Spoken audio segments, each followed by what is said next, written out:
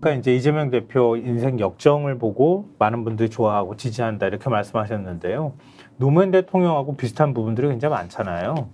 그러니까 사람들이 저는 제 주변에서 사람들이 저한테 자꾸 물어봐요. 이재명 대표는 비호감이 너무 강해가지고 안 될 것 같아 이런 질문들을 하거든요.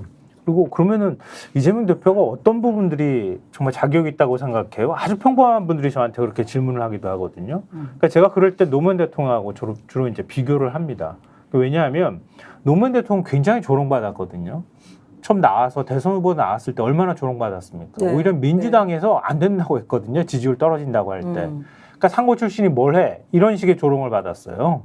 그리고 그 당시에 그렇게 조롱했던 사람들이 이른바 기득권이거나 학벌이 좋거나 대통령은 이래야 된다고 하는 생각들을 하는 사람들이었단 말이에요. 강구하게 그런 게 딱 틀이 잡혀 있었어요.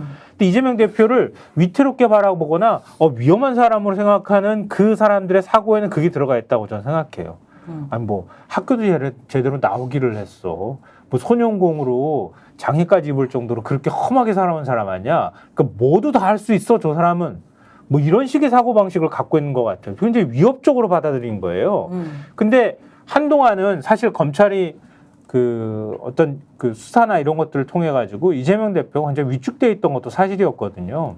근데 그러면서 이재명 대표가 그렇게 오히려 그런 불안감을 노무현 대통령처럼 확 뒤집어주는 거를 하길 사람들은 바랬거든요. 굉장히 많은 국민들은. 지금도 저도 지지자들은 그러기를 바라요. 그러니까 무슨 출산율 낮다 그래가지고 출생률 낮다고 국가 비상사태 이렇게 얘기하지만 그건 그냥 말하는 거고 아무것도 바뀐 게 없단 말이에요. 국민들은 그 답답함을 지금 갖고 있거든요.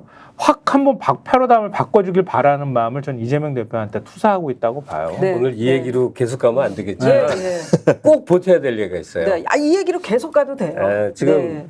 김성환 씨께서 이제 노 대통령으로 이렇게 오버랩 시키면서 이재명 대표를 떠올린다 하는 거 있잖아요. 네. 그게 가장 보편적으로 많은 숫자인데 점점 더 많아지는 다른 종류의 사람들이 있는 것 같아요. 어떠냐?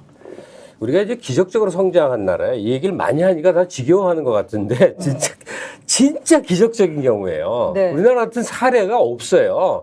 다 중진국 함정이라고 그래서 약 태국쯤 하다가 그다음엔 다 찌그러지는 거예요. 근데 우리 같은 경우가 없다고.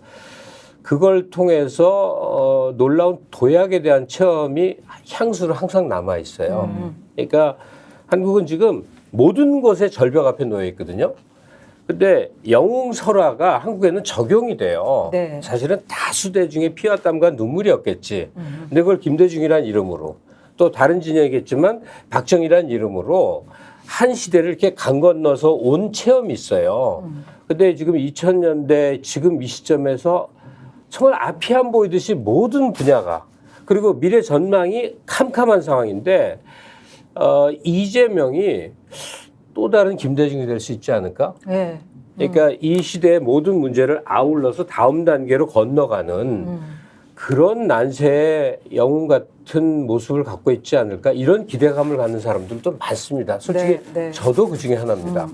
그러니까 노무현 대통령을 사랑하듯이 그의 애틋한 인생 행적 때문에 좋아하는 면도 하나 있고 또 다르게는 아주 큰 리더로서의 앞으로의 가능성에 대해서 아주 기대를 크게 갖고 있는 분들도 많습니다. 예. 그런 기대를 거는 분들이 상당히 많이 계시는 건 사실이에요. 예. 들어보면. 네. 그러니까 이제 제가 여기서 더 과하게 얘기하면 넘칠까봐. 뭘 과하게 그러니까 이제 얘기하려고. 그런 거 있는 것 같아요. 그러니까 실제적으로 이재명이라는 정치인에 대한 과거의 이미지는 상당히 혼재돼 있었던 건 사실입니다. 네. 저도 뭐 정동영 캠프에서부터 일을 해왔었기 때문에 또 이제 이재명 지금 당대표께서 정동영 캠프에서 과거에 일을 했었고 그 내부에 많은 사람들의 평가가 다양했었습니다. 근데 이제 문제는 성남시장이 되면서부터 매우 절제된 삶을 살아왔다는 것 같아요. 그러니까 정치인으로서 어떻게 살아가야 되는지에 대해서 저는 그러니까 성남시부터 지금까지 보여왔던 경기도지사를 거쳐서 당대표로 보여온 모습 자체가 어찌 보면 좀 업그레이드 된 이재명의 시대의 2부를 지금 보고 있는 거고 이제 아까 말씀하신 국민들이 보는 거 이제 3부를 보고 싶어 하는 거죠. 2부를 뛰어넘어서 이런 성과 그리고 또 말씀하신 이 과정 자체가 편하게 온 게 아니라 야, 윤석열 만나가지고 그냥 저 탈탈 털리면서 온 3년의 과정에서도 아무것도 나오지 않는 상황을 보면서 야, 저 기적적이다. 제가 봐도 그러니까 조국이라는 인물도 있습니다만 이재명 당대표도 기적적인 인물인 거잖아요. 따지고 보면요. 근데 이런 사람이 성공을 해서 어떤 국가를 운영하는 사람이 됐을 때 국민이 느끼는 성취감은 다르죠. 그냥 평범하게 선거했어 된 거랑 그걸 극복해내고 어떤 자리에 올라갔을 때 느끼는 국민들이 느끼는 어떤 앞으로의 미래에 대한 희망이라고 하는 건 훨씬 더 강력한 거죠. 우리가 노무현 전 대통령을 통해서 바라봤던 민주주의에 대한 확신이라는 것과 같이 전 그래서 그런 의미에서는 상당히 좀 인고의 과정을 거치고 있다. 네. 그래서 또 그게 또 제가 볼 때 DJ 전생이 살아왔던 역경하고도 유사하다. 저 그래서 그 두 가지들이 좀 많이 합쳐지고 있는 상황인 것 같아서요. 네. 저는 뭐 마지막 벽만 돌파를 하면 제가 좀 너무 과했나요? 너무 아니요. 좀 너무 사변적인 얘기일 수도 있겠는데요. 예. 지금 아이가 고3이에요. 이제 9월 모의고사 보고 나면 이제 수시를 써야 돼요. 원서 쓰면서 매일매일 답답해가지고 막 가슴을 치는 거예요. 이게 많은 분들이 경험하시는 걸 거예요. 지금과 같은 학종이나 이런 시스템을 만들어 놓고 이른바 이제 조국 전 장관도 역시 거기에 한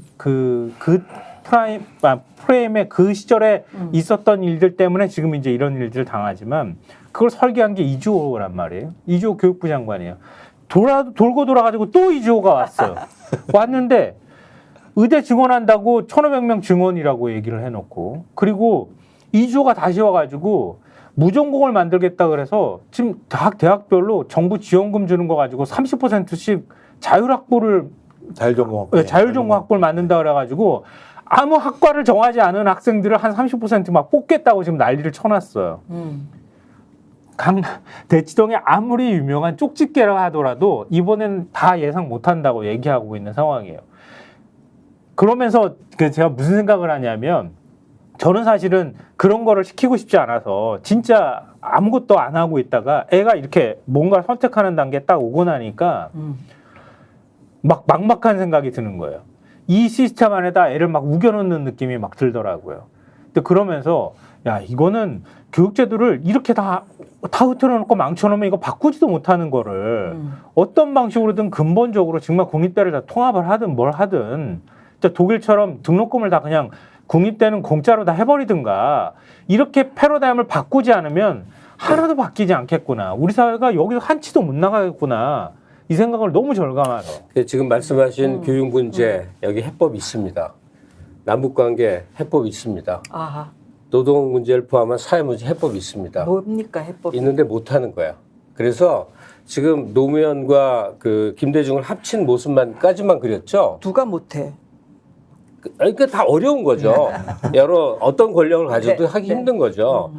그래서 이재명에게 노무현과 김대중을 합했는데 한 명 더 합쳐야 돼요. 누구요? 푸틴을 합쳐야 됩니다. 어느 푸틴의 밀어붙여? 밀어붙여? 요즘 전쟁 일으키는 푸틴 생각하니까 사람들이 야 이게 나쁜 놈이 하지. 멋지지. 어느 면에서? 이제 사회주의 해체 이후에 그 술주정뱅이 그 이후에 옐친 이후에 푸틴 집권 잡았을 때요. 내가 현장 증언자를 알고 있어요. MBC 카메라 기자인데 네. 그 뭐 찍느라고 2달 반 가 있었는데 진짜로 철도를 끊어 팔더래요. 도둑놈들이 철도가 있는데 철도를 여기서부터 네, 저기까지. 그러니까 나라가 아닌 상태였어요. 그걸 푸틴이 다시 만들어서 지금까지도 노령층들은 그냥 열혈 지지를 하는 거거든요. 그러니까 현상의 나쁜 면만 볼 게 아닌데 한국의 그 제도 개혁은 이미 기득권 구조가 너무너무 강고해요. 네. 예컨대 뭐 문법 중심 영어 교육 이건 말도 안 되는 거거든요. 일제때 교육이거든요. 이건 완전히 개혁해야 되는데 이 기득권 대학 영어 교육과서부터 학원까지 결합돼 이건 못 바꾸는 거거든요. 네. 그래서 이재명은 언젠가 좌담해서 정치는 비정하게 하는 겁니다. 비정하게 하는 거예요. 비정이 아니다. 정치는 잔인하게 하는 겁니다. 잔인하게. 저는 그 말을 굉장히 인상적으로 들었어요. 이 사람은 자기 뭐 재산 김건희네 집안처럼 재산 모으려고 권력 잡는 사람은 아니고 우리 다 알잖아요. 네. 잔인하게 한다는 의미가 뭔지. 그래서 푸틴이 그 집권 초기에 했던 그런 개혁과제 비슷한 일을 하려면 그 정도의 에너제틱한 게 있어야 된다. 네. 자, 노무현, 김대중 플러스 푸틴.